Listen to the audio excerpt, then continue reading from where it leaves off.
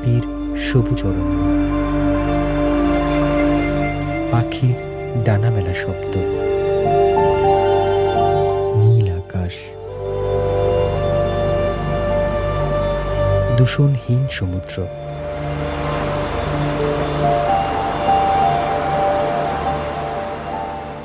আমাদের নীল গ্রহকে আমরা এমনভাবেই দেখতে চাই, পরিবেশ ও প্রতিবেশের উন্নয়নের মাধ্যমেই নিশ্চিত করা সম্ভব নির্মল প্রকৃতি ও জীববৈচিত্র্য।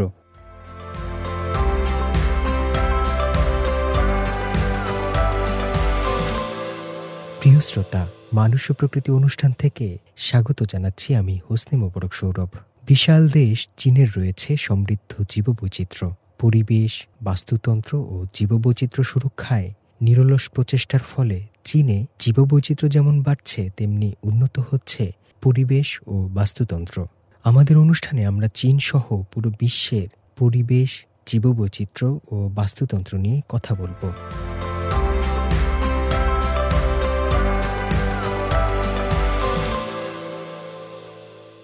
ভূত গাছ বা ভূত উদ্ভিদ। ঘন অন্ধকার জঙ্গলে এরা থাকে। বছরে মাত্র 40 দিন তারা মাটির উপরে মাথা তোলে।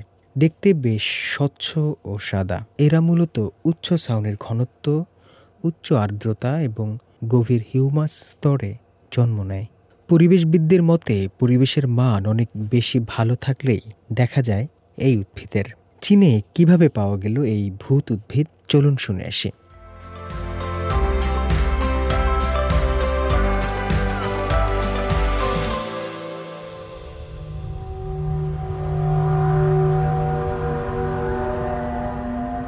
চীনের একদল গ্রামবাসী তাদের স্থানীয় বনে হঠাৎ একদিন 20টিরও বেশি অদ্ভুত উদ্ভিদ খুঁজে পান। এই উদ্ভিদগুলো ছিল সম্পূর্ণ সাদা এবং স্বচ্ছ। গ্রামবাসীরা দ্রুত এই রহস্যময় উদ্ভিদটির পরিচয় জানার জন্য যোগাযোগ করেন কাউন্টির বন বিভাগের সাথে। এরপর কাউন্টি কর্তৃপক্ষ তাদেরকে জানান এই উদ্ভিদের নাম গোস্ট প্লান্ট বা ভূত উদ্ভিদ, যা চীনের একটি বিরল প্রজাতি।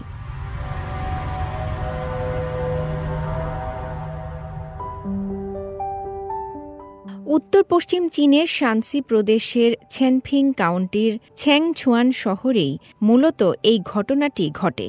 ছেনফিং কাউন্টি বন বিভাগের একজন কর্মী লি চিয়ানচুন বলেন, এই উদ্ভিদটি এরিকাসি পরিবারের একটি ভেষজ বহু বর্ষজীবী স্যাপ্রোফাইট এবং অর্কিড নয়। এটি মূলত পরিবেশের মান অনেক বেশি ভালো থাকলেই দেখা যায়। 2013 সালে এটিকে চীনের জীববৈচিত্র্যের লাল তালিকায় অর্থাৎ জাতীয় স্তরের প্রায় হুমকির মুখে থাকা প্রজাতি হিসেবে তালিকাভুক্ত করা হয়।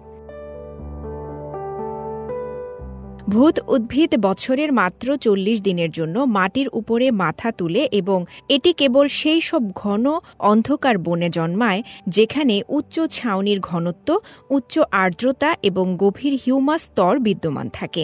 পরিবেশবিদদের মতে শানসিতে এই ধরনের প্রজাতির সন্ধান পাওয়া মানে এখানকার বনভূমি সংরক্ষণ প্রচেষ্টার একটি সফল প্রতিফলন।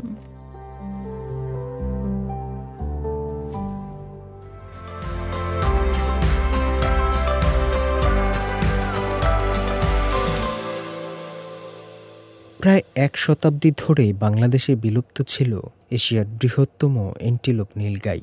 কিন্তু 2019 সালে ভারতের সীমান্ত পেরিয়ে প্রাকৃতিকভাবে ঢুকে পড়ে সীমান্তবর্তী জেলা পঞ্চগড়ে। পুরুষ নীলগাইয়ের দেহ নীলাভ ধূসর এবং মাথায় শিং থাকে। ঐতিহাসিকভাবে বাংলাদেশের বরেন্দ্র অঞ্চলের এই প্রাণীদের আবাস থাকলেও বাসস্থান ধ্বংস এবং নির্বিচারে শিকারের কারণে এটি বাংলাদেশ থেকে বিলুপ্ত হয়ে যায়। তবে সাম্প্রতিক বছরগুলোতে নীলগাইয়ের বাংলাদেশে ফিরে আসা প্রমাণ করে যে উপযুক্ত সুরক্ষা এবং প্রাকৃতিক আবাসস্থল পুনরুদ্ধারের মাধ্যমে চাইলেই ফিরিয়ে আনা সম্ভব বিলুপ্ত প্রায় এই প্রাণীটি। তৃণভোজী ও দ্রুতগামী এই এন্টিলোপ নীলগাই সম্পর্কে বিস্তারিত চলুন শুনে আসি।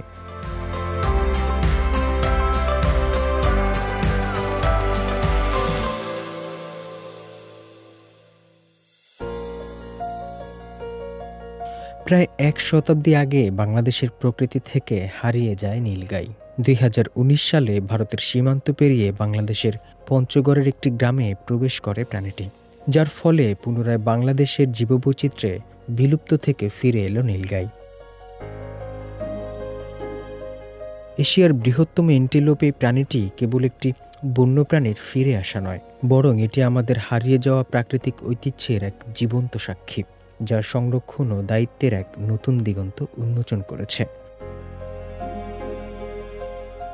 নীলগাইকে নীলষাঁড় নামেও অনেকে ডেকে থাকেন। মূলত পুরুষ প্রাণীদের দেহের রং নীলাভ ধূসর হওয়ার কারণেই এর নামকরণ করা হয়েছে।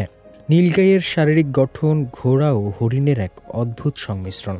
এর উঁচু ও পেশিবহুল কাঁধ এবং ঢালু পেছনের অংশ একে অনেকটা ঘোড়ার মতো আকৃতি দেয়।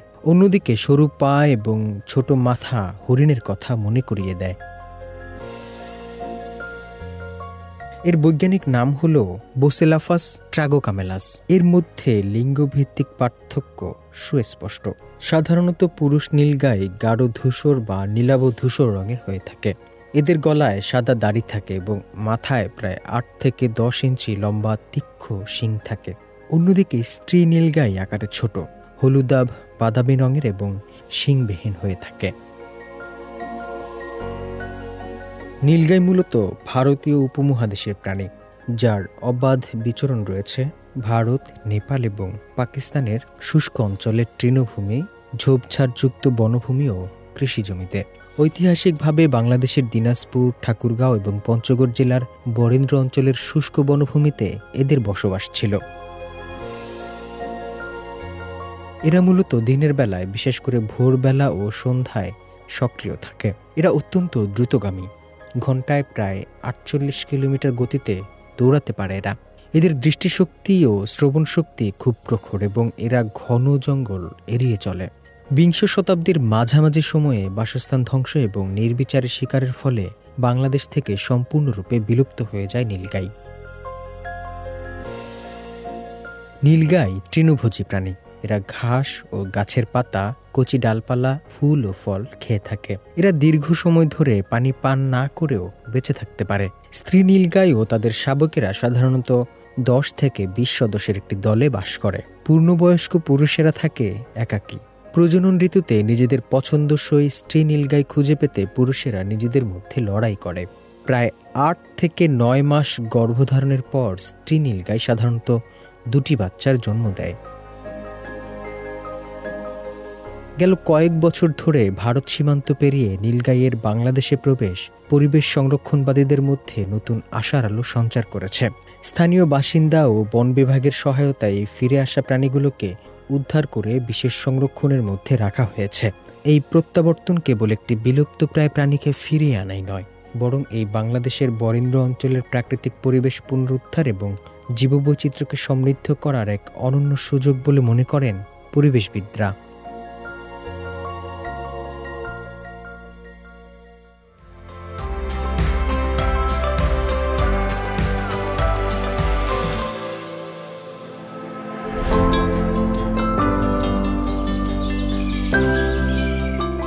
আমাদের প্রিয় এই বিশ্বকে বাসযোগ্য করে গড়ে তুলতে আমাদের প্রত্যেকেরই রয়েছে কিছু না কিছু দায়িত্ব। আসুন জীববৈচিত্র্য রক্ষায় আমরা সবাই একসাথে এগিয়ে আসি। এখন শরৎকাল, নীল আকাশে ভেসে বেড়ায় সাদা মেঘের ভেলা, চারদিকে মৃদুমন্দ হাওয়া আর কাশফুলের দোল। প্রকৃতিতে ছড়িয়ে থাকে শান্ত ও স্নিগ্ধ এক আবহ। এই সময় প্রকৃতি নতুন রূপে সেজে ওঠে আর আমাদেরও মনে করিয়ে দেয় সবুজের গুরুত্ব।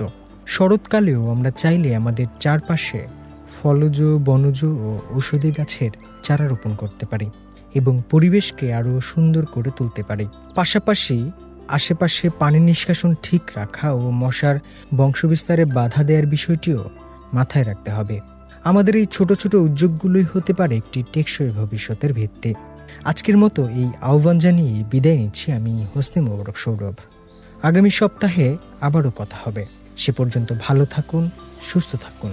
চাই চিয়েন।